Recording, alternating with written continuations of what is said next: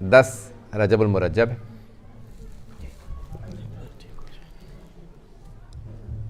جو کہ روز ولادت ہے امام محمد تقی علیہ الصلوۃ والسلام۔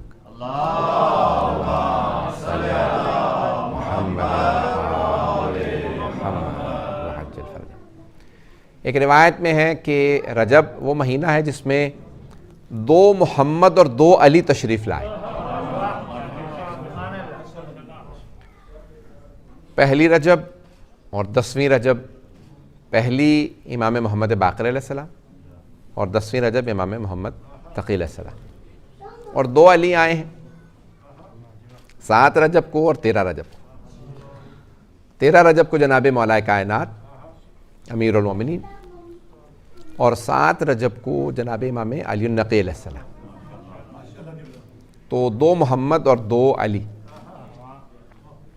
تو میں علم کے موضوع کو لے کے چلنا چاہ رہا ہوں۔ نہج البلاغہ میں جناب مولا کائنات فرماتے ہیں کہ اللہ نے جب جب علم کو زندہ کیا ہے آل محمد کے ہاتھوں زندہ کیا، اور جب جب جہالت کو موت دی ہے آل محمد کے ہاتھوں جہالت کو موت دی، اور جب جب دین کو زندہ کیا ہے تو دین کو بھی آل محمد کے ہاتھوں زندہ کیا۔ احیاء کا لفظ ہے۔ اور جب جب دین دشمنی کو ختم کیا ہے تو آل محمد کے ہاتھوں دین دشمنی کو ختم کیا۔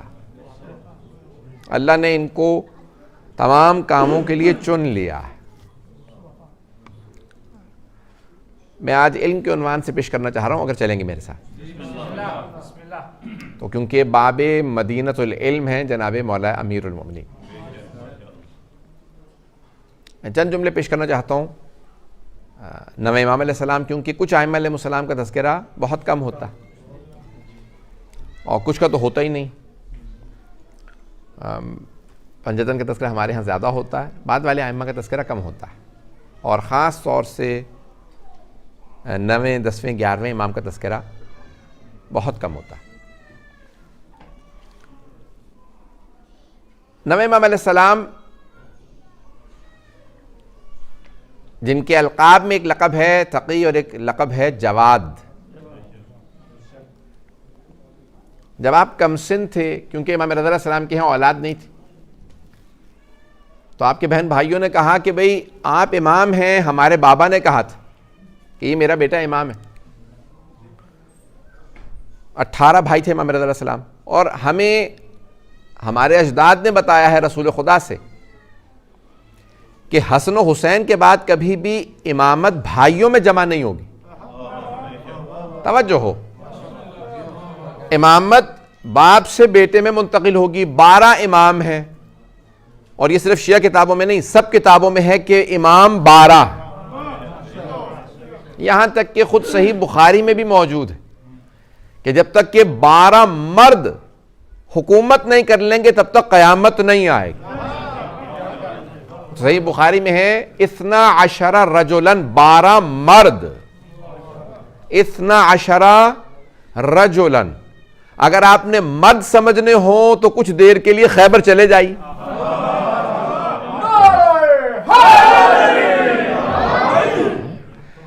تو خیبر سے آپ کو مرد سمجھ میں آ جائے گا۔ تو 12 مرد حکومت کریں گے۔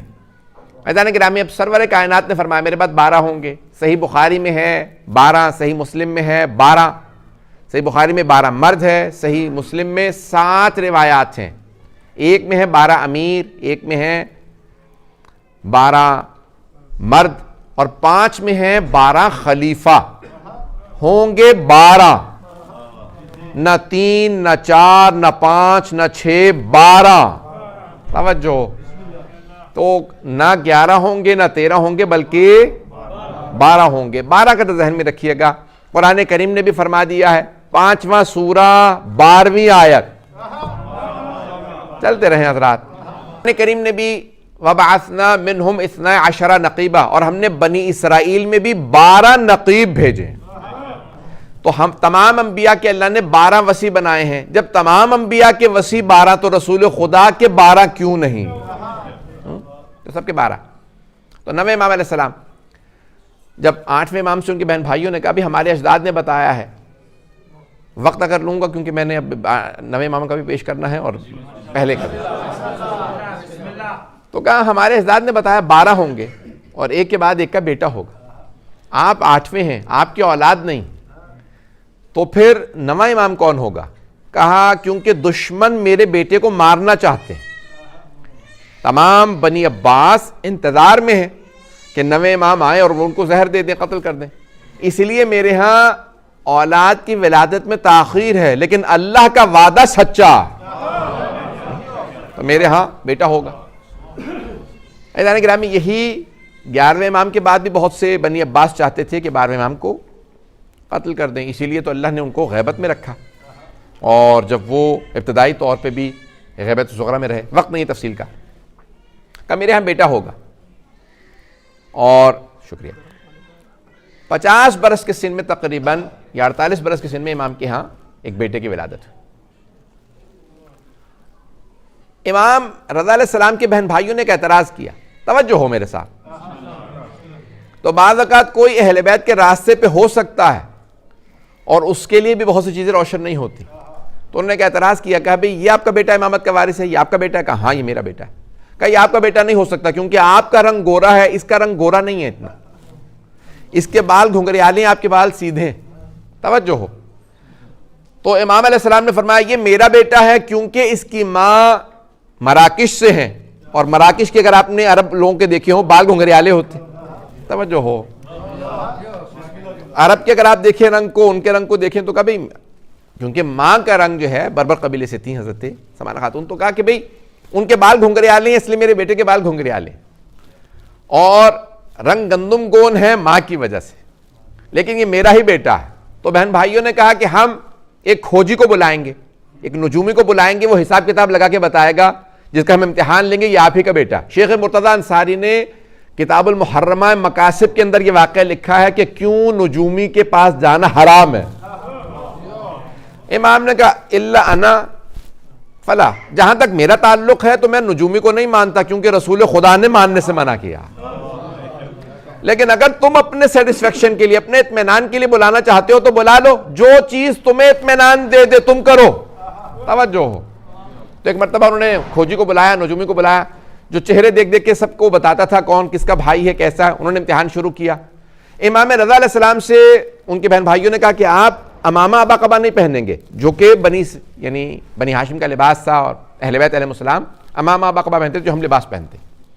عرب پرنا لیتے ہیں, کپڑا سر پہ لیتے ہیں. کہا کہ آپ وہ کپڑا پہن کے باہر کھڑے ہو جائیں. نجومی آیا, اس نے آ کے امام کو سلام کیا, السلام علیکم.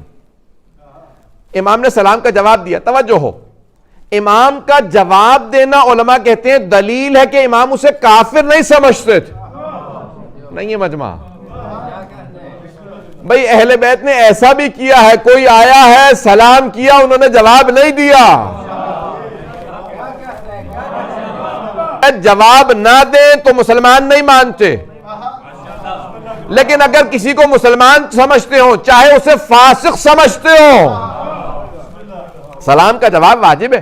تو امام نے اس کو سلام کا جواب دیا, وعلیکم السلام. اس نے سلام کیا, امام نے اس کو توجہ نہیں دی, لیکن ہاں سلام کا جواب دیا. اس نے امام کو غور سے دیکھا اور چلا گیا. پھر ایک مرتبہ وہ پوچھنے لگے کون کون ہے, تو ایک مرتبہ اس نے سب کو دیکھنا شروع کیا, بتانا شروع کیا. کہا یہ دونوں بھائی ہیں, ان کی ماں بھی ایک, یہ دونوں بھائی ہیں لیکن ان کی اور ان کی ماں الگ الگ ہے. توجہ ہو. تو سب کے سب دیکھنے لگے کہ یہ بہت دقت سے بالکل ایکوریٹ بتا رہا ہے, سب کچھ صحیح بتا رہا ہے. اتنے میں امام علیہ السلام کے بھائی, امام رضا کے بھائی امام محمد علیہ السلام کو لے کے آئے. کہا بتاؤ اس بچے کا شجرہ کیا ہے. تو امام محمد علیہ السلام نے فرمایا مجھ سے شجرے پوچھو, میں تمہیں سارے عرب کے شجرے بتاؤں گا. میں دنیا کو شجرے بتانے آیا ہوں, میں دنیا کو اللہ کی معرفت کروانے آیا ہوں. توجہ ہو. تو بہت کم سن تھے, 3 یا 4 برس کے امام علیہ السلام. تو کھوجی نے ایک مرتبہ امام علیہ السلام کو دیکھا, پھر ایک مرتبہ سب کو دیکھا. کہا یہ آپ کا بیٹا نہیں ہے. کہا پھر دوبارہ غور سے دیکھو کس کا بیٹا ہے. کہا یہ تمہارا بیٹا نہیں ہے, وہ جو باہر سر پہ کپڑا رکھے بیٹھا تھا اس آدمی کا بیٹا. یعنی انہوں نے امام علیہ السلام کو دکھایا کہ انہوں نے امامہ پہن رکھا ہے، یہ بنی ہاشم میں سے ہیں، اور امام رضا علیہ السلام کو ایسے رکھا کہ وہ کپڑا رکھیں تاکہ بنی ہاشم نہ لگیں. کہ نہیں، یہ وہ جو تمہارا غلام کا لباس پہنے کھڑا تھا آدمی، اس کا بیٹا. تو ایک مرتبہ امام علیہ السلام کو بلایا، کہا اب تمہیں یقین ہو گیا جب میں کہہ رہا ہوں یہ میرا بیٹا. حضرات گرامی، امام علیہ السلام کے لیے بہت ابتدائی دور میں بڑا سخت دور تھا. سننا چاہ رہے ہیں حضرات؟ حضرات گرامی، یہ دور جو تھا نویں امام علیہ السلام کا دور، بڑا اختناق کا دور، اور امام علیہ السلام کو خود داخلی طور پہ شیعوں کے درمیان میں کم سنی میں منصب امامت، یہ پہلے امام ہیں جو 7 برس کے ہیں جن کا اعلان امامت ہوا. ہمارا عقیدہ یہ ہے کہ امام جب دنیا میں آتے ہیں تب امام ہی آتے ہیں، آ کے نہیں بنتے، سیکھتے نہیں ہیں، کوئی علم حاصل نہیں کرتے، بلکہ اللہ انہیں ایسا ہی بنا کے بھیجتا. تو نبی اور امام اللہ کے برگزیدہ ہیں، وہ ان کو چنتا ہے، اللہ جسے رسول بنا دے، جسے امام بنا دے. تو لیکن عام طور سے منصب امامت جوانی میں ملتا ہے. پہلے 3 امام ایسے ہیں جن کو کم سنی میں امامت کا منصب ملا ہے، 9ویں امام، 10ویں امام اور 12ویں امام. تو جن کو 5 برس کے سن میں 12ویں امام کی امامت کا دور شروع ہوتا ہے، اور 10ویں امام علیہ السلام کا 9 برس کے سن میں، اور 9ویں امام کا 7 برس کے سن میں. تو بہرحال 7، 8 یا 9 برس کے سن میں منصب امامت یہ آسان، دنیا کے لیے ہضم کرنا آسان نہیں. تو بہت سے لوگوں نے اعتراض کیا کہ یہ کیسے امام ہو سکتے ہیں. توجہ رہے میرے ساتھ. اور لوگوں کا یہ اعتراض اپنی جگہ پہ ایک حد تک صحیح تھا، لیکن کیونکہ انہیں معرفت نہیں تھی کہ وہ اللہ سبحانہ و تعالی جس سے چاہے جو کام چاہے لے لے، تو یہ اللہ کا عہدہ ہے. اسی لیے معصوم فرماتے ہیں جس نے ہمارا انکار کیا اس نے ہمارا انکار نہیں کیا، اس نے اللہ کا انکار کیا. کیونکہ ہم نے نہیں کہا ہمیں مانو، اللہ نے کہا انہیں مانو، میں نے انہیں چنا ہے. یہ خاص منصب پہ فائز ہے، علم میں، ولایت میں، امامت میں. گرامی بہت کم سنی ہے. اور بغداد میں امام علیہ السلام کا جو ہے وہ قیام ہے. بغداد میں کیونکہ امام رضا علیہ السلام کو مشہد میں زہر دیا گیا تھا، اور پھر مأمون اس نے اپنا کیپٹل منتقل کیا، اپنے بھائی کا قتل کیا، امین کا کیپٹل وہاں بنایا بغداد میں. بغداد میں پھر ایک علمی مرکز بنا.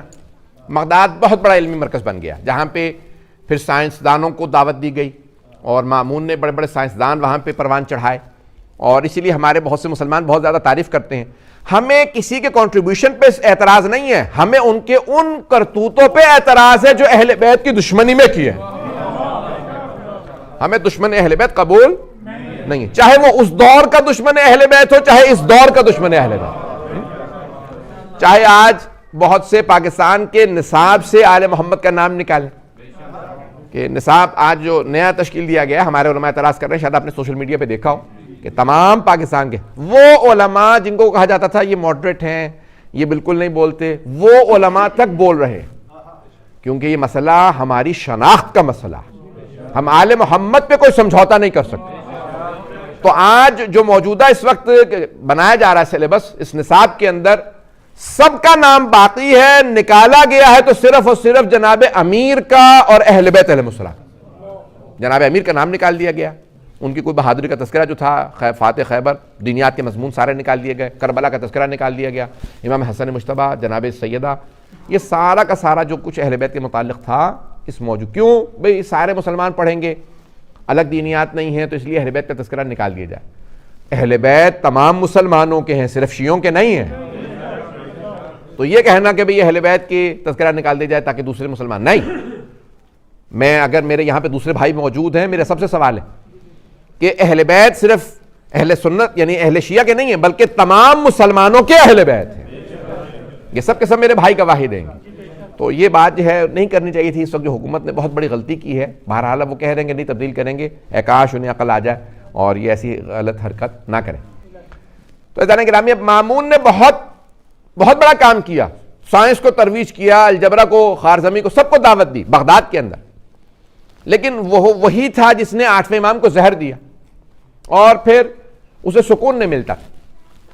میں 9ویں امام کے علم سے متعلق 2 مطالب پیش کروں گا، پھر اس کے بعد تمام، اور پھر جناب امیر علیہ السلام کا تفصیل سے پیش کرنا چاہوں گا اگر آپ سننا پسند فرمائیں. تو اب اسے سکون نہیں ملتا تھا، خواب میں مسلسل ایک ہی بات دیکھتا کہ اسے جہنم کی دعوت دی جا رہی ہے اور اللہ کی طرف سے اس کو عذاب کا. بار بار ہوشدار دی جاتی. کیوں؟ کیونکہ قاتل تھا اہل بیت کا. ایک حکیم کو ڈاکٹر کو اس نے بلایا کہ کیا کروں مجھے سکون ملے.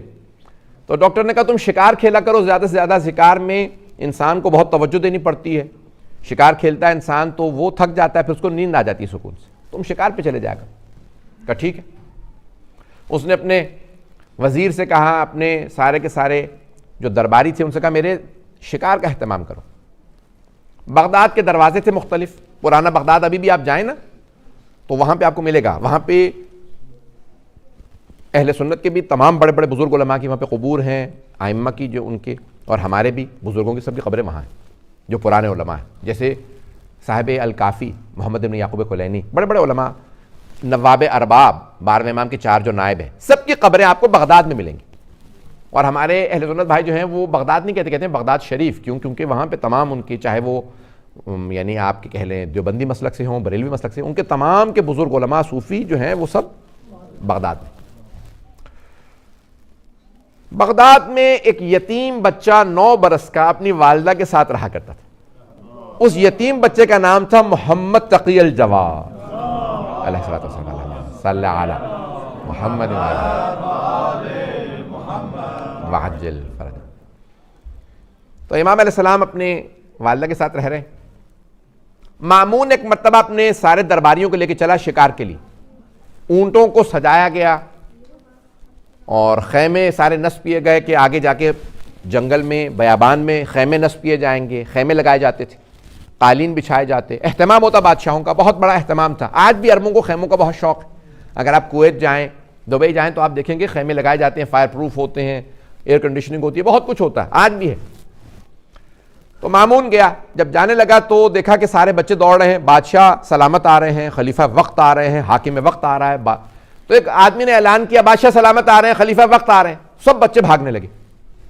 مامون نے دیکھا کہ سارے بچے بھاگ رہے ہیں, ایک بچہ بڑی متانت کے ساتھ, شجاعت کے ساتھ ایک گلی میں کھڑا ہے, وہ بھاگنے کو تیار نہیں. اس کا ٹھہرنا بتا رہا ہے یہ کسی حیدر کرار کی نسل سے ہے. مامون نے بچوں کو بھاگتا دیکھا لیکن اس سے کوئی کچھ محسوس نہیں ہوا. اس بچے کو جس کو کھڑا دیکھا رک گیا, کہا میرے اونٹ کو روکو, گھوڑے کو روکو, سب کو روکو. اترا گھوڑے سے, دوڑتا ہوا آگے بڑھا. کہا برخوردار, جب سب بچے بھاگ رہے تھے تو کیوں نہیں بھاگے؟ امام سے سوال کیا, اسے نہیں معلوم یہ کون ہے. تو امام علیہ السلام نے ایک مرتبہ مامون کو دیکھا, کہا 3 وجہ سے نہیں بھاگا. جب امام علیہ السلام نے فرمایا 3 وجہ سے نہیں بھاگا, اب اس کو ذہن میں آیا کہ بچہ عام بچہ نہیں ہے, 3 وجہ سے نہیں بھاگا. کہ پہلی بات یہ ہے کہ میرے اس گلی میں کھڑے ہونے سے تیرا راستہ نہیں رک رہا. دوسری وجہ یہ ہے کہ میں گنہگار نہیں ہوں, بھاگتے قاتل ہیں, مجرم ہیں, میں بے خطا ہوں, میں بے قصور ہوں, میں معصوم ہوں, میں نے کوئی گناہ نہیں کیا. گنہگار بھاگے, میں بے گناہ نہیں ہے مجمع. یعنی اس جملے سے امام بتا رہے ہیں میں معصوم ہوں, میں بے خطا ہوں, میں نہیں بھاگا. اور تیسری وجہ یہ ہے مجھے تجھ سے حسن ظن ہے. نہیں ہے مجمع. حسن ظن یہ ہوتا ہے کہ انسان کسی کے متعلق سوچے کہ یہ اچھا کام کرے گا, سوء ظن یہ برا کام کرے گا. امام نے کہا مجھے تجھ سے حسن ظن ہے کہ تو معصومین کو مارتا نہیں ہوگا, یا تو نے ایسا بھی کیا. امام نے کہا کہ تو معصومین کو مارتا نہیں, معصوم کو مارتا نہیں ہوگا. پھر فوراً کہہ دیا کیا تو نے ایسا بھی کیا؟ جیسے امام نے کہا تو نے ایسا بھی کیا, وہ کانپنے لگا. بچے کو کیسے پتا؟ فوراً سوال کیا من انت ما اسمک, آپ کون ہیں, نام کیا؟ امام نے کہا نام محمد ابن علی, میں محمد ہوں, باپ کا نام علی ہے. کہ کون سے علی کے بیٹے ہیں؟ کہ علی ابن موسیٰ الرضا, میرے باپ کا نام ہے علی ابن موسیٰ, موسیٰ کے بیٹے تھے, لقب رضا تھا. کہا مشہد والے, کا ہاں وہ میرے بابا تھے. عزیزان گرامی, امام علیہ السلام نے ایک مرتبہ جواب دیا اسے کہ میں محمد ابن علی. اس نے ایک مرتبہ تصور کیا کہ اچھا امام رضا کا بیٹے, فوراً کہا ہاں رضا ہی کا بیٹا ایسا ہو سکتا, کیونکہ امام علیہ السلام کو وہ جانتا تھا, امام کا علم دیکھ چکا تھا. یہاں تک کہ تمام علماء کہتے ہیں کہ کوئی خلیفہ اتنا قابل نہیں گزرا جتنا مأمون. پوچھا کیوں اتنا قابل تھا؟ کہا کیونکہ 2 برس امام رضا کی صحبت میں گزارے اور مسلسل امام کے مناظرے رکھواتا تھا، امام کے مناظرے دیکھتا تھا، اس لیے بہت قابل ہو گیا تھا. تمام اپنے علماء کو دعوت دیتا اور کہتا کہ تم سب کے سب یہ سمجھو کہ میں شیعہ ہوں، مجھ سے بحث کرو. سب کو اکیلا ہرا دیتا، تمام اپنے علماء کو. اور پھر کہتا تم ابھی تیار نہیں ہو، جب میں ایک آدمی جو بنا ہوا شیعہ ہے اس سے ہار جاتے ہو تو تم اصلی شیعہ سے کیسے لڑو گے؟ بہت قابل تھے، بہت قابل. اور امامت کے موضوع پہ اسے بہت دلیلیں یاد تھی. اسی لیے علماء کہتے ہیں کہ یہ ملعون ہے، کیونکہ جو اتنی معرفت رکھ کے نہ مانے. پتہ نہیں بات پہنچ رہی ہے نہیں پہنچ رہی. قاتل تھا، اس نے اس کے باوجود بھی قتل کیا. عزیزان گرامی، یہ شکار پہ گیا، پورے راستے سوچتا رہا کہ یہ بچہ عجیب بچہ ہے، 9 برس کا بچہ اتنا علم رکھتا ہے. شکار پہ گیا اور شکار پہ جب گیا تو اس نے دیکھا ایک دراج ہے، پرندہ ہے چکور مانند. اس کے پیچھے اس نے اپنے عقاب کو اڑایا اور عقاب اور دراج دونوں آنکھوں سے اوجھل ہو گئے. بہت دیر بعد، عربوں کو آج تک عقاب کا شوق ہے، ابھی بھی آپ دیکھیں تو ہر جگہ عقاب نظر آتے ہیں ان کے. تو یہ کہ اس نے عقاب وہ اڑایا، واپس آیا عقاب بہت دیر بعد. جب واپس آیا تو دراج نہیں لے کے آیا بلکہ ایک چھوٹی سی مچھلی لے آیا. اس نے اپنے سارے درباریوں سے پوچھا بھائی گیا تو تھا دراج کے پیچھے، لایا ہے مچھلی، یہ کیسے؟ ہوا میں مچھلی کیسے؟ کہا پتہ نہیں، ہمیں سمجھ نہیں آ رہا. کہا ٹھیک ہے، میرے عجائب گھر میں رکھ دینا اور لکھ دینا یہ وہ مچھلی ہے جو خلیفہ مأمون کا، عبداللہ مأمون کا عقاب ہوا سے لایا تھا. یہ خاص مچھلی. پورے راستے سوچتا رہا کہ ہوا میں مچھلی کیسے آئی. جیسے ہی بغداد پہنچے اس کے درباریوں نے دوبارہ اعلان کیا، با ادب با ملاحظہ ہوشیار بادشاہ سلامت آ رہے ہیں. سارے بچے پھر بھاگنے لگے. دیکھا ایک بچہ بار بار ایک بکری کا کان پکڑ کے کہتا ہے اسجد للہ، اسجد للہ، اللہ کو سجدہ کر، اللہ کو سجدہ کر. فوراً کا روک دو، یہ قافلہ روکو. فوراً اپنے گھوڑے سے اترا، آگے بڑھ کے کہنے لگا کہ برخوردار آپ بکری سے کھیل رہے ہیں؟ امام نے فرمایا وما خلقنا للہو واللعب، ہمیں کھیلنے کودنے کے لیے خلق نہیں کیا گیا. تو کہا پھر آپ کر کیا رہے ہیں بکری کے ساتھ اگر کھیل نہیں رہے؟ کہا سرکش جانوروں کو اللہ کا سجدہ کرانا ہمارے بچپنے کا کھیل ہے. جب جوان ہوتے ہیں تو ظالم حکمرانوں کو خدا کے سامنے جھکاتے ہیں. پتہ نہیں مجمع ہے یا نہیں. امام نے اسے ساتھ ہی وارننگ دے دی کہ تو ظالم ہے، تیار رہ. یہ تو بچپنے میں ہم جانور، سرکش جانوروں کو سجدہ کراتے ہیں.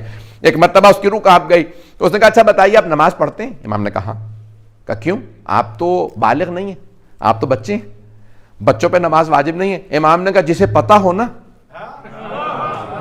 کہ نماز واجب ہے اس پہ واجب ہے، جسے نہیں پتا نہیں پتا. مجھے پتا ہے میں کون ہوں. نہیں مجمع ہے یا نہیں ہے؟ بہت بڑا علمی مسئلہ ہے نا کہ جو نہیں جانتا نہیں جانتا، جو جانتا ہے وہ جانتا ہے. امام نے کہا میں تیری طرح نہیں، عام بچوں کی طرح نہیں ہوں، میرا علم اور ہے، میری عبادت اور ہے. تو ایک مرتبہ بہرحال امام نے بہت سی دلیلیں دی، وقت نہیں ہے. ایک مرتبہ اس نے سوال کیا کہ کیوں پڑھتے ہیں؟ امام نے پھر بتایا کہ کیوں نماز پڑھتا ہوں، اور وہ علمی جواب. پھر ایک مرتبہ اس نے فوراً جیب میں ہاتھ ڈالا، وہ جو مچھلی لایا تھا نا اس کا عقاب، اس کو چھپا کے سوال کیا بتائیے میری مٹھی میں بند کیا ہے؟ یہ لوگوں کی عادت ہوتی ہے، بچوں سے کھیلتے ہیں. تو اس نے کہا کہ بچہ ہے عام تو کھیل صحیح، اور اگر خاص ہے تو ابھی پتہ چل جائے.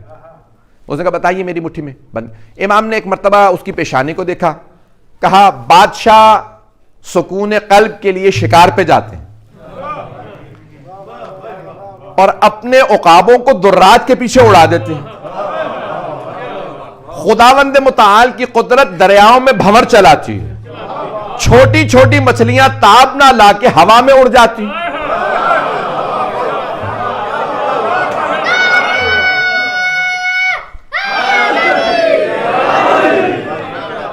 عقاب جب ہوا میں مچھلی دیکھتے ہیں اڑتی ہوئی، جو ہوا کی وجہ سے آتی ہے، سمندر کے بھنور سے اڑتی ہے، تو وہ دراج کو چھوڑ کے مچھلی لے آتے ہیں. بادشاہ پریشان ہوتے ہیں کہ گیا ہوا میں تھا، لایا مچھلی ہے. اور پھر بادشاہ آ کے ذریت رسول خدا کا امتحان لیتے ہیں. بات پہنچی ہے. اب وہ سمجھ گیا یہ بچہ عام بچہ نہیں ہے. تو اس نے سمجھ لیا. ایک مرتبہ کہا اللہ اعلم حیث یجعل رسالۃ، قرآن کی آیت کی تلاوت کی 8ویں پارے کی. اللہ بہتر جانتا ہے اسے اپنا عہدہ کسے دینا ہے، وہ جانتا ہے کسے رسول بنانا ہے کسے امام بنانا. اس نے اس آیت کی تلاوت کی. عزیزان گرامی، دو میں نے جو واقعہ پیش کرنا چاہتا تھا ایک میں نے پیش کر دیا، مکمل کرنا چاہتا ہوں دوسرا واقعہ بھی، اگر وقت زیادہ لوں گا تو معذرت. تو ایک مرتبہ اس نے فوراً امام کا جب امتحان لے لیا تو اپنے دربار میں گیا. ایک آدمی سے کہا اس بچے کا چہرہ یاد رکھنا، یہ بازار یاد رکھنا، اس بچے کے ساتھ گھر چلے جاؤ، معلوم کرو یہ کہاں رہتا، اسے دربار لے آؤ. امام نے کہا یہاں قریب میں میرا گھر ہے. امام کی والدہ سے کہا کہ آپ کے بیٹے کو خلیفہ نے گھر میں بلایا، اپنے محل میں، دربار میں. بہت بڑا قلعہ تھا، ابھی بھی ہے. امام نے اپنی والدہ سے کہا پریشانی کی ضرورت نہیں ہے، یہ قاتل نہیں ہے، اس کا بیٹا قاتل ہے میرا، ابھی کچھ نہیں ہوگا. تو ایک مرتبہ جب بلایا تو اس نے کہا کہ میں اپنی بیٹی کی شادی کرنا چاہتا ہوں اس بچے سے.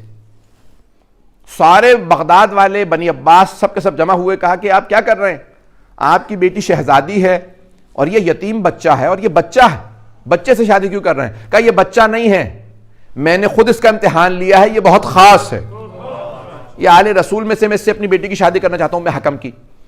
تو ایک مرتبہ سب نے مخالفت کی. اس نے کہا اچھا تم سمجھتے ہو یہ عام بچہ ہے تو اپنے سب سے بڑے مفتی کو لے آؤ، اس سے مناظرہ کر لو. تو انہوں نے کہا ہمارا سب سے بڑا جو قابل مفتی ہے اس کا نام ہے یحییٰ ابن اقسم. توجہ ہے، 70 برس سے زیادہ تھا یحییٰ ابن اقسم. انہوں نے کہا بھئی یہ ہمارا سب سے قابل مفتی ہے، حکومت کا مفتی اعظم تھا. اس کو بلایا، کہا آؤ آ کے اس بچے سے مناظرہ کر لو. مامون نے امام علیہ السلام کو دعوت دی، کہا ہے دربار میں آ جائیں. امام نے کہا میں تخت پہ نہیں بیٹھتا، اس سے ظلم کی بو آتی ہے، میرے لیے ممبر لگوایا جائے. امام کے لیے ممبر لگایا گیا. امام تشریف فرما ہوئے. سارا بغداد دیکھنے لگا، ہزاروں کا مجمع کہ ایک نوخیز بچہ ہے سر پہ امامہ. ابھی امام کی داڑھی بھی نہیں آئی ہے، 9 برس کے ہیں، پتہ نہیں مجمع ہے یا نہیں ہے. امام کی بھی داڑھی بھی نہیں آئی تھی، 7 8 9 برس کے، زیادہ زیادہ سب نے لکھا ہے 9 برس کے تھے. تو امام کے سر پہ امامہ، اپنے ابا قبا پہن رکھی ہے. اور ایک مرتبہ ابا قبا کے ساتھ جب آپ ممبر پہ آئے، مجمع نے دیکھا کہ بچے کا چہرہ ہے، بچہ اتنا نورانی، اتنا جلال، اتنی ہیبت، یہ بچہ عام بچہ نہیں لگتا. تو ایک مرتبہ کہا بھئی اس کا مناظرہ ہے، کہا بچے اس بچے کا مناظرہ، یہ تو چہرے سے معصوم لگتا ہے. اتنے میں یحییٰ ابن اقسم آیا، اس نے سوال کیا میرا مناظرہ کس سے ہے؟ کہا یہ جو سامنے بچہ ممبر پہ ہے. کہا بچے سے میرا مناظرہ رکھا؟ تو امام نے کہا کہ تم سوال کرو گے یا میں سوال کروں؟ نہیں ہے مجمع. یحییٰ ابن اقسم نے کہا کہ اس بچے کو اتنا یقین ہے اپنے علم پہ، پہلے چاہو تو تم سوال کر لو، تو چاہے مجھے دعوت دو میں سوال کرتا ہوں. یحییٰ ابن اقسم نے کہا ٹھیک ہے میں سوال کرتا ہوں. اس نے سوچنا شروع کیا کہ 56 ابواب ہیں، 56 چیپٹرز ہیں فقہ میں، نہیں ہے مجمع. کتاب الطہارہ ہے، یعنی طہارت کا باب ہے، نماز کا باب ہے، روزے کا ہے، حج کا ہے، زکوٰۃ کا ہے، خمس کا ہے، جہاد کا ہے، امر بالمعروف نہی عن المنکر کا باب ہے، تجارت کا باب ہے، اجارے کا باب ہے، نکاح کا باب ہے، طلاق کا باب ہے، قصاص کا ہے، دیات کا ہے، حدود کا ہے، قضاء کا باب ہے، شہادات کا باب ہے. 56 ابواب فقہ. اس نے سوچا کہ 56 ابواب فقہ میں سب سے مشکل باب کون سا ہے؟ سوچنے کے بعد کہا حج. حج میں سب سے مشکل کیا ہے؟ اس نے کہا کفارات. جب احرام باندھ لینا آپ تو 24 25 26 چیزیں حرام ہو جاتی ہیں. آئینہ دیکھنا حرام ہو جاتا ہے، پتہ نہیں مجمع ہے یا نہیں. خوشبو سونگنا حرام ہو جاتا ہے، اور بہرحال بہت سی چیزیں حرام ہیں. مردوں کے لیے سر یعنی ڈھانپنا چہرہ، خواتین کے لیے چہرہ ڈھانپنا، یہ سب چیزیں ان کو کہتے ہیں طرق. حج کے ترک کرنا واجب ہے. حج میں جائیں تو یہ سب چیزیں حرام ہو جاتی ہیں حالت احرام میں. تو اس نے کہا کہ بھئی جو حالت احرام میں چیزیں حرام ہوتی ہیں نا، ان سب پہ کفارے ہیں. کفارے بھی الگ الگ ہیں، کہیں صرف استغفار ہے، کہیں بکری ہے، کہیں گائے ہے، کہیں اونٹ ہے، کہیں ایک سے زیادہ بکری ہے، کہیں پہلی مرتبہ میں یعنی قسم کھا لیں. قسم کھانا اللہ کے نام سے حالت احرام میں حرام ہے. ایک قسم کھاؤ تو کچھ نہیں، 3 قسم کھا لو تو 1 بکری. پریشان تو ہو گئے نا. تب اس نے بھی پریشان کیا. اس نے کہا بھی سب سے مشکل حج. حج میں کفارات. کفارہ سمجھتے ہیں نا حضرات، پینلٹی. تو اس نے کہا کفارات مشکل، کیا کروں؟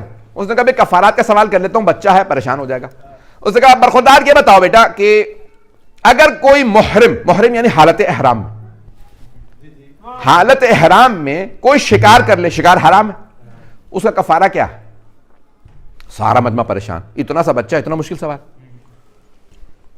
مامون خود پریشان ہو گیا کہ میں خلیفہ تو بن گیا، مجھے خود ہی نہیں پتا. مجمع نہیں ہے. اب اس نے ایک مرتبہ غور سے امام علیہ السلام کو دیکھا. امام نے ایک مرتبہ یحییٰ ابن اقسم کو دیکھا, کہا تمہارا سوال ناقص ہے, مکمل کرو, جواب دیتا ہوں. توجہ ہو. یحییٰ ابن اقسم نے کہا سوال ناقص ہے. سوال ناقص کیسے؟ کہا سوال ناقص ہے, کبھی محرم پہ شکار حرام ہے, احرام والے پہ شکار حرام ہے. اب ایک محرم نے احرام والے نے شکار کر لیا تو کفارہ کیا ہے؟ سوال پورا ہے. امام نے کہا نہیں, سوال ناقص ہے. امام نے دوبارہ دوہرا کہ تیرا سوال ناقص ہے, تو سوال مکمل کر, میں جواب دیتا ہوں. کہا مجھے نہیں پتا سوال ناقص کیسے ہے. امام نے کہا تو نے یہ نہیں بتایا احرام حج کا تھا یا عمرے کا.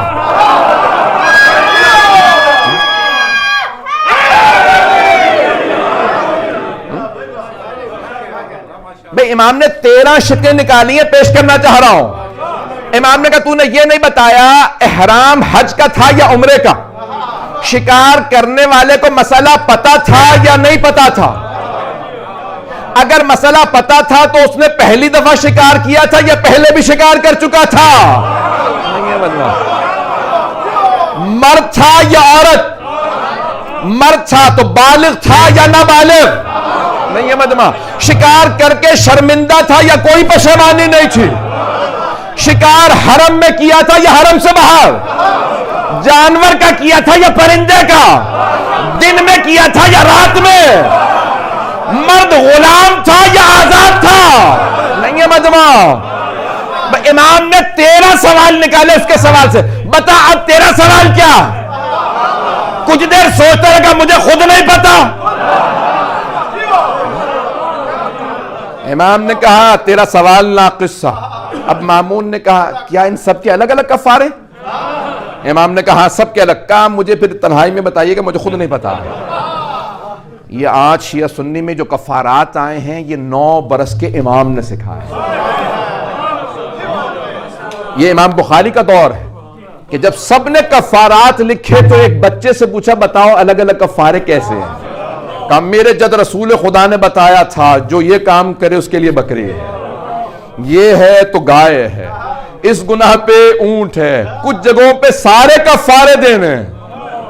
یہ سارے کفارات امام محمد تقی علیہ السلام نے سکھا. نہیں ہے مجمع.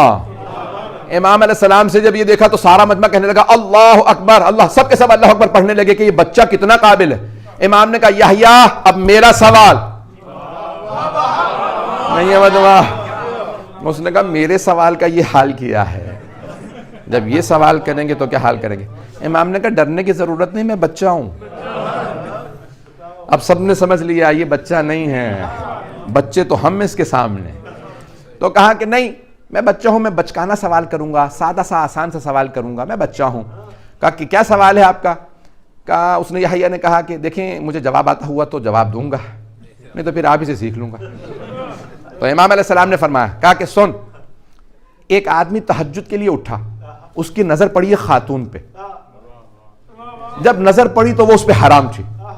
فجر پہ حلال ہو گئی, طلوع آفتاب پہ حرام ہو گئی, سورج چڑھا پھر حلال ہو گئی, ظہر پہ پھر حرام, عصر پہ پھر حلال ہوئی, مغرب پہ پھر حرام, عشاء پہ پھر حلال تھی اور نصف شب پہ پھر حرام. اس نے کہا نہ میں کسی ایسی عورت کو جانتا ہوں, نہ ایسے کسی مرد کو جانتا ہوں, سارا دن حرام و حلال ہوتا رہے. امام نے کہا اگر اس مجمع میں کوئی بھی ہے تو جواب دے. سارے مجمع نے کہا ہم نہیں جانتے, آپ ہی علی کے وارث ہیں, مدینۃ العلم کے آپ وارث ہیں, باب مدینۃ العلم کے آپ وارث ہیں. مجمع نے دیکھا, امام سے کہا کہ بتائیے. امام نے کہا جب وہ اٹھا نا تہجد کے لیے تو وہ کسی غیر کی کنیز تھی, غیر کی کنیز کو دیکھنا حرام تھا. پتہ نہیں لوگ ہیں یا نہیں. اس نے فجر پہ کنیز کو خرید لیا, حلال ہو گئی. طلوع آفتاب پہ کنیز کو آزاد کر دیا, حرام ہو گئی. اس سے نکاح پڑھ لیا, حلال ہو گئی. اس نے اسے طلاق رجعی دے دی, حرام ہو گئی. رجوع کر لیا, حلال ہو گئی. پتہ نہیں لوگ ہیں یا نہیں. اس نے زہار کیا جو حرام ہے, کہ کہنا کہ تم میری ماں جیسی ہے, کہ دوبارہ حرام ہو گئی. اس نے اس کا کفارہ دیا, دوبارہ حلال ہو گئی. ایک مرتبہ جب امام نے ساری شکیں بتائیں تو سارا مجمع کھڑا ہوگا, اللہ اکبر. اگر روئے زمین پہ کوئی حجت خدا ہے تو یہی بچہ.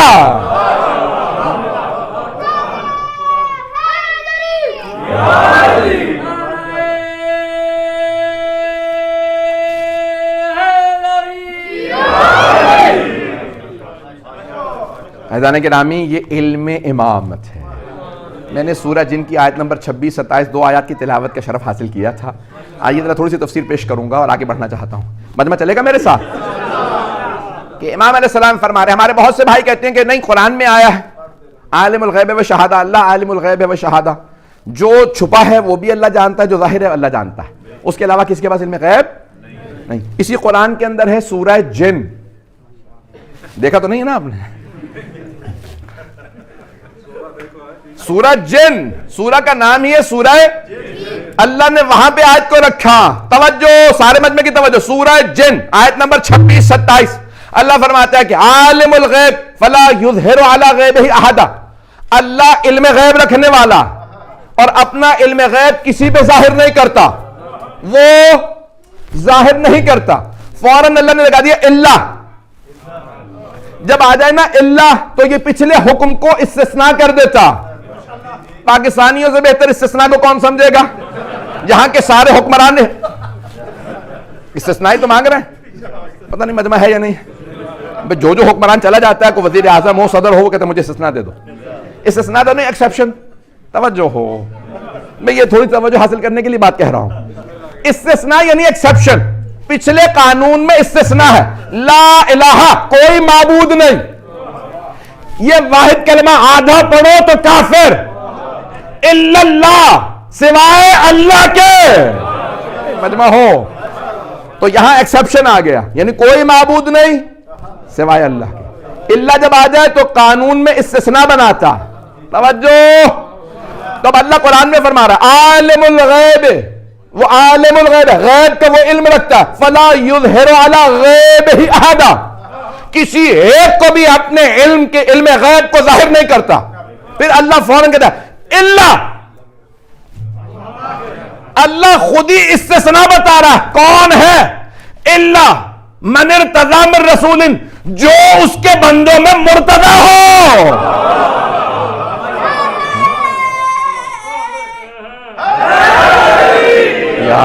سلامت رہیں، سلامت رہیں، بہترین. عزیزان گرامی، میرے یہ سارے بچے سلامت رہیں. تو عزیزان گرامی، اللہ من ارتضی من رسول، سوائے وہ جو اس کے مرتضی بندے ہیں. کون؟ مرتضی بندے جس سے اللہ راضی ہو.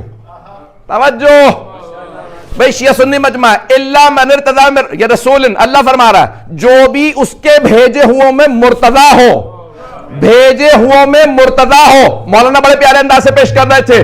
پہلے سب کے سب کہتے تھے سارے صحابہ ہیں رضی اللہ عنہم سوائے علی کے، وہ ہے کرم اللہ وجہہ، اللہ نے ان کے چہرے پہ کرم کیا. کیا کرم کیا؟ جب سارے صحابہ اسلام سے پہلے بتوں کو سجدے کرتے تھے، علی نے اس حالت میں بھی بتوں کو سجدہ نہیں کیا.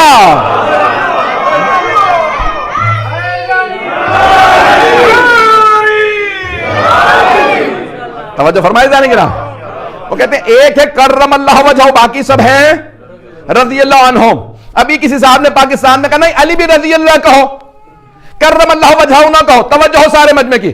اور خود ہی کہہ رہے تھے علی مرتضی بھی رضی اللہ ہے. کون؟ علی المرتضی بھی رضی اللہ ہے. اسے سمجھ ہی نہیں آ رہی، کہہ بھی رہا ہوں مرتضی. جو پہلے ہی مرتضی ہو وہ رضی اللہ نہیں ہوتا. لوگ ہیں یا نہیں؟ اور فرمائے جانے کی راہ میں تو صرف ایک ہے المرتضی.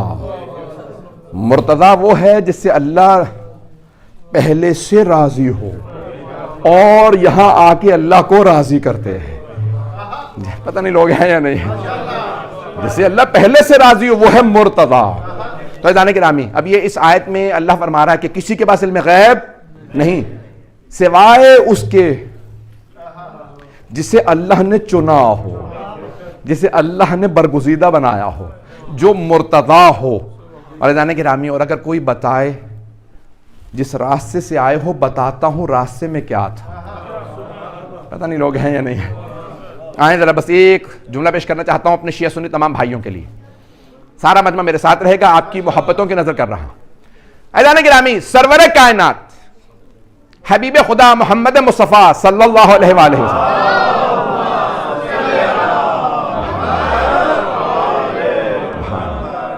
تو حبیب خدا رسول خدا کبھی بھی کچھ لینے نہیں گئے. توجہ ہو, اللہ نے 4 کتابیں بھیجی ہیں, 100 صحیفے, 100 صحیفے. شیعہ سنی سب متفق جو باتیں ہیں وہ پیش کر رہا ہوں. 100 صحیفے. جناب ابراہیم کو صحیفہ دیا, کتاب نہیں دی. توجہ ہو, جناب صالح کو صحیفہ دیا, جناب نوح کو صحیفہ دیا. مجمع رہے. تو جناب موسیٰ کو کتاب دی, جناب داؤد کو کتاب دی, جناب عیسیٰ کو کتاب, سرور کائنات کو کتاب. تو 104 4 کتابیں 100 صحیفے. مجمع ہو. اللہ نے جس جس نبی کو کتاب دی ہے یا صحیفہ, اسے پہاڑ پہ بلایا. پہنچ گئے کچھ لوگ پہنچ گئے. اللہ نے جس جس کو کتاب دی ہے یا صحیفہ, اسے پہاڑ پہ بلایا. موسیٰ طور پہ آ جا, عیسیٰ سعیر پہ, جبل سعیر پہ آ جا. لوگ ہیں ہر نبی کو, رسول کو پہاڑ پہ بلایا. کیوں؟ زمین پہ گناہ ہے, پہاڑوں پہ بارش پاک کر دیتی ہے. پہاڑوں پہ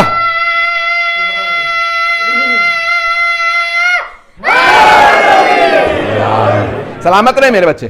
عزیزان گرامی, آسمان, یہ پہاڑوں پہ مخلوق خدا سے دور پاک جگہ. اے میرے نبی, اے میرے رسول, پہاڑ پہ آؤ کتاب دینی. جناب نوح کو بلایا, پہاڑ پہ آؤ صحیفہ دینا.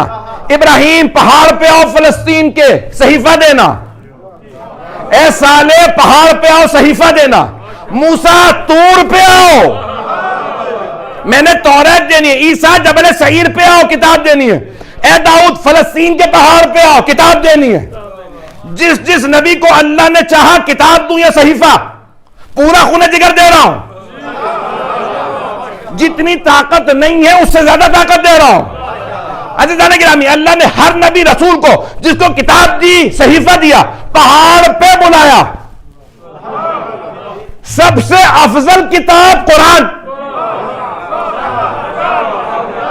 نہیں ہے مجمع, سب سے افضل کتاب قرآن کریم. لیکن اللہ نے کیا کہتا اصول, بھئی سارے کے سارے صحیفے کتابیں پہاڑوں پہ بلا کے دی. سب سے افضل کتاب قرآن کریم, اور سب سے افضل نبی ہمارا نبی نہیں ہے مجمع. لیکن اللہ نے نہیں کہا ہے میرے حبیب مکے کی پہاڑی پہ کتاب دوں. جب پیغمبر گئے غار حرا میں تو پہلا سورہ بھیجا. آپ اترے پہاڑ سے, جناب خدیجہ کے گھر گئے.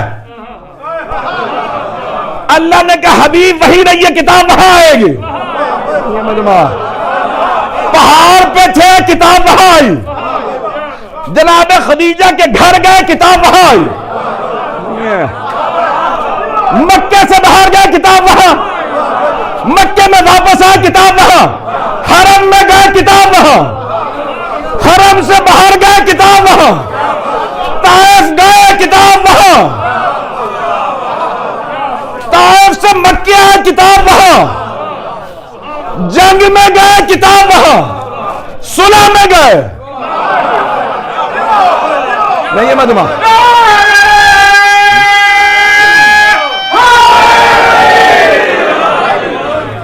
ہے مجمع میرے ساتھ؟ توجہ. مکے میں تھے, کتاب وہاں. سفر میں گئے, کتاب وہاں. حضر میں آئے, کتاب وہاں. فرش پہ تھے, کتاب وہاں. عرش پہ گئے, کتاب وہاں. تو رسول خدا اللہ نے کہا میرے حبیب پہاڑ پہ نہیں بلاؤں گا, آپ جہاں جائیں گے کتاب وہاں آئے گی. آپ چادر اوڑھیں گے, کتاب وہاں. حسنین کو کاندھوں پہ بٹھائیں گے, کتاب وہاں. علی کو ہاتھوں پہ اٹھائیں گے, کتاب وہاں. میرے حبیب جہاں آپ جائیں گے کتاب وہاں. میں قرآن دینے کے لیے نہیں بلاؤں گا, جہاں آپ چلے جائیں گے میں قرآن بھیج دوں گا. آپ مسجد نبوی میں ہوں گے کتاب وہاں، مسجد قباء میں ہوں گے کتاب وہاں، مسجد اقصی میں ہوں گے کتاب وہاں، مسجد کوفہ جائیں کتاب وہاں، مسجد الحرام میں ہو کتاب وہاں، کعبے کے اندر ہو کتاب وہاں، ابو طالب کے گھر جائیں کتاب وہاں، فاطمہ کے گھر آئیں کتاب. میں ابھی تک پہنچا نہیں پایا. بھئی سارا مجمع میرے ساتھ ہو. میرے حبیب، میں آپ کو کسی پہاڑ پہ نہیں بلاؤں گا، کسی غار میں نہیں بلاؤں گا، کبھی نہیں کہوں گا کہ آپ وضو کر کے آئیے. نہیں ہے مجمع. جس حالت میں ہو کتاب آئے گی. آپ جہاں جائیں گے کتاب آئے گی. تو پیغمبر پوری زندگی کچھ لینے نہیں گئے، خود آیا. نہیں ہے مجمع. ساری زندگی کچھ لینے نہیں گئے، ساری ازواج خود گھر آئیں.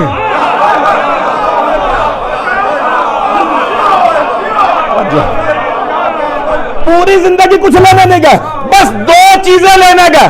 مکے میں جب نکاح کیا جناب خدیجہ سے تو ان کے گھر گئے، جب علی کی ولادت ہوئی تو کعبے گئے. کچھ لینے نہیں گئے. کبھی اللہ نے نہیں کہا آئیے، لیکن ایک مرتبہ خود اللہ کہتا ہے میرے حبیب میرا علی آ گیا. اور ایک مرتبہ جیسے ہی آغوش میں لیا جناب سرور کائنات نے کہ 13 رجب ہے، بلکہ 16 رجب ہو چکی ہے، 3 دن گزر گئے. مادر جناب امیر نے جیسے ہی آغوش میں دیا نا، رسول خدا کی آغوش میں دیا جناب امیر کو، تو بس ایک جملہ کہا، بچہ ہے بہت خوبصورت لیکن آنکھیں نہیں کھولی. میں پوچھوں گا، سوال کروں گا، اے مادر امیر المومنین، کعبے کے اندر اندھیرا تھا، آواز آ رہی؟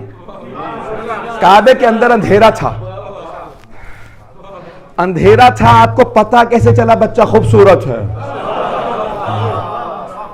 تو میرا دل کہتا ہے آپ جواب دیں گی کہ تجھے نہیں پتا، نور اپنا خود اثر رکھتا ہے کہ چہرہ خود بتا رہا کتنا خوبصورت ہے. تو آپ نے فرمایا، یہاں پہ اچانک 2 مثلیں ذہن میں آ گئے. جوش ملی آبادی نے بڑے پیارے انداز سے کہا کہ جیسے رسول خدا نے جناب امیر کو آغوش میں لیا نا، تو وہ کہتے ہیں جیسے ہی نصف نور ملا نصف نور سے. نہیں ہے.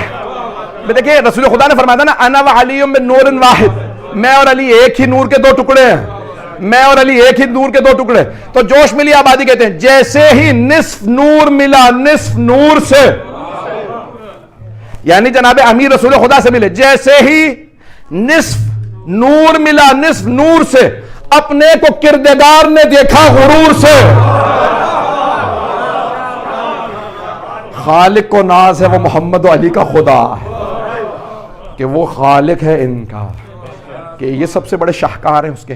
عزیزان گرامی، جس جملے پہ تمام کرنا چاہتا ہوں، گرامی سرور کائنات نے جب آغوش میں لیا تھا تو جناب فاطمہ بنت اسد نے فرمایا تھا بچہ ہے بہت خوبصورت، آنکھیں نہیں کھولی. جیسے ہی جناب امیر نے آغوش میں لیا نا، تو جناب امیر نے فوراً آنکھیں کھول دی اور سب سے پہلے سرور کائنات کے چہرے کو دیکھا. تو اب یہاں پہ اس مقام پہ رسول خدا کی حدیث ہے جو تمام نے لکھی ہے. مسلمان کہتے ہیں کہ اس وقت رسول خدا نے جناب امیر کو دیکھا اور فوراً فرمایا خصصتنی للنظر خصصتک للعلم. یا علی، آپ نے مجھے اپنی نظروں کے لیے مخصوص کیا، کچھ نہیں دیکھوں گا جب تک سرور کائنات نہ آ جائیں. میں نے علم الہی کے لیے آپ کو مخصوص کیا کہ میں اگر مدینہ العلم ہوں تو آپ باب مدینہ العلم، جو علم چاہے گا وہ آپ سے لے گا. وقت بہت ہو چکا. یاد رکھیں کہ ہماری قوت، طاقت، یہ میری 5 انگلیاں ہیں. اگر کوئی میری ایک انگلی کو پکڑ لے نا تو ایک انگلی ٹوٹ سکتی ہے کیونکہ ایک انگلی ہے. لیکن اگر یہ مل جائے تو پھر یہ انگلیاں نہیں رہتی، پھر یہ ایک مضبوط طاقت بن جاتی. اپنی صفوں میں اتحاد رکھیں، وحدت رکھیں. جب الگ الگ ہوں گے تو کمزور ہوں گے، ایک ہوں گے تو طاقتور. اپنے بنیادی اختلافات کو، اپنے ذاتی اختلافات کو حق و باطل کی جنگ قرار نہ دیں. چاہے برا لگے یا اچھا لگے. ہوتا ذاتی اختلاف ہے. میری آپ سے نہیں بن رہی, ان کی ان سے نہیں بن رہی, ان کی ان سے نہیں بن رہی. یہ اشارے ویسے ہی کر رہا ہوں, میرے سے الحمدللہ سب کی صحیح ہے. لیکن ہم اس کو کہہ دیتے ہیں حق و باطل کی. ہر آدمی بن جاتا ہے امام حسین علیہ السلام, اور جو بھی مخالف ہے وہ ہے یزید. یہ طریقہ کار درست. یہ ہمارے اپنے سب کے سب مسلمان بھائی ہیں, کوئی یزید نہیں. پست ترین انسان کو بھی یزید نہ کہو, یزید جہنم کے پست ترین گڑھے میں ہو. حق و باطل کی جنگیں قرار مت دیجیے گا, نہ دیں, کیونکہ یہ حق و باطل کی جنگیں نہیں. ہمارے اختلافات ہیں, ہاں اس کے اندر کوئی کسی کی غلطی زیادہ ہوتی ہے, کسی کی کم. غلطیاں سب کی ہوتی ہیں, ہم میں سے کوئی معصوم. جو معصوم ہیں وہ اللہ کے برگزیدہ, جن کے جشن ہم مناتے ہیں, جن کی مجلسیں ہم کرتے ہیں. تو عزیزان گرامی, ذاتی جو ہے وہ اپنے اختلافات کو کبھی بھی حق و باطل کی جنگ قرار نہ دیں, کیونکہ حق محمد و آل محمد ہے, اور ان کے جو دشمن ہیں وہ باطل. تو جو بھی ان کا مخالف نہیں ہے, ہم اتنے زیادہ اپنے حد و حدود سے نہ نکلیں. عزیزان گرامی, آخری جو جملہ کہنا چاہتا ہوں اور اسی پہ تمام کروں گا, کہ جہاں تک ہو سکے رواداری برتیں. لیکن جب جدائی ہو جائے تو پھر نکتہ چینی اور اعتراضات کی جس قدر ہو سکے کمی کیجیے. جملے کو غور سے سنیے گا. میاں بیوی میں بھی طلاق ہو جاتی ہے یا نہیں؟ خدا نہ کرے اگر کسی میاں بیوی میں طلاق ہو گئی, پھر اب میاں بیوی کو حق رہتا ہے ایک دوسرے پہ اعتراض کرنے کا. کیوں؟ کیونکہ طلاق ہو گئی. نہیں ہے مجمع, بیوی الگ چلی گئی, شوہر الگ چلا گیا. اب وہ کہے وہ اس سے شادی کیوں کر رہی ہے, وہ ان کے گھر کیوں گئی تھی؟ بھائی جو تو نے طلاق دی تھی تو اب تیرا کیا مسئلہ؟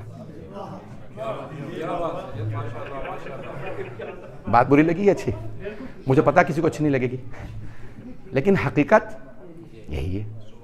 ہم اپنے تمام کے تمام ان چیزوں کو ضبط کریں, اور جس قدر ہو سکے تانے اور تشنی سے باز آئیں. یہ نفرتیں اور دوریاں بڑھاتے ہیں, فاصلوں کو کم نہیں کرتے.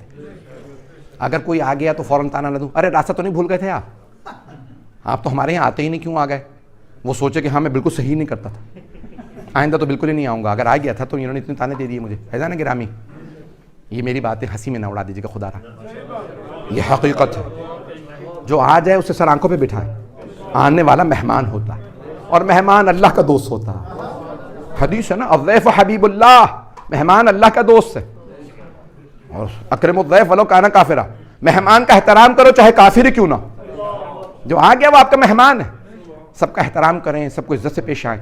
عزیزان گرامی, ان تمام چیزوں کے اندر کچھ نہیں رکھا. دین کی خدمت کر رہے ہیں, ثواب ہے, لیکن اگر خدا نہ کرے اسی ثواب کے اندر کوئی ایسے کام کر دیں کہ خدا نہ کرے یہی ثواب ختم کر دیا جائے, تو کیا فائدہ ہوگا؟ یہ سارا کچھ ثواب کے لیے ہے, یہ نیکیاں ہیں.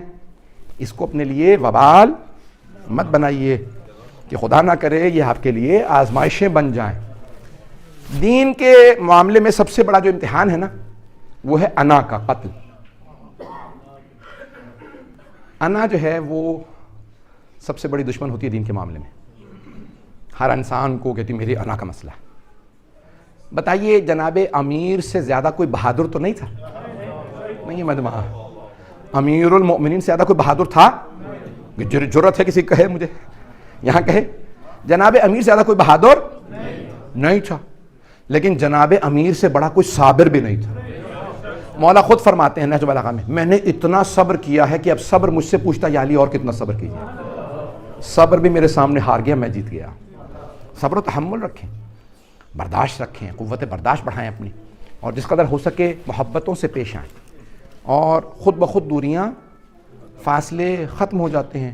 ختم نہ بھی ہوں تو کم ہو جاتی, لیکن تانے سے, تشنی سے, طنز سے یہ فاصلے بڑھتے ہیں. تو عزیزان گرامی, میں اسی پہ تمام کروں گا. آئیں ذرا مل کے دعا کرتے ہیں. پروردگارا, یہ رجب کا مہینہ ہے, اس مہینے میں دعائیں مستجاب ہیں. پروردگارا, ہمارے جو مومنین کے درمیان میں فاصلے ہیں انہیں کم فرما, ہمارے دلوں میں ایک دوسرے کے لیے محبت عنایت فرما, 12ویں امام علیہ السلام کے ظہور میں تعجیل فرما کرو. کوئی خوش ہو نا, ادخال السرور فی قلوب المؤمنین عبادہ, مومنوں کے دلوں میں مسرت داخل کرنا عبادت ہے. اور اگر وہ محبت اور سرور آل محمد کے نام پہ ہو، کیا اس سے بڑی کوئی عبادت ہو سکتی ہے؟ فیضان گرامی آئیں ذرا دلوں کو منور کریں۔ پروردگارہ تجھے واسطہ محمد و آل محمد علیہ السلام کی عظمت کا، پروردگارہ ہمیں دنیا میں آل محمد محمد و آل محمد علیہ السلام کی زیارت نصیب فرما، آخرت میں ان کی شفاعت نصیب فرما، جو ہاتھ بلند ہیں کسی کو رد نہ فرما۔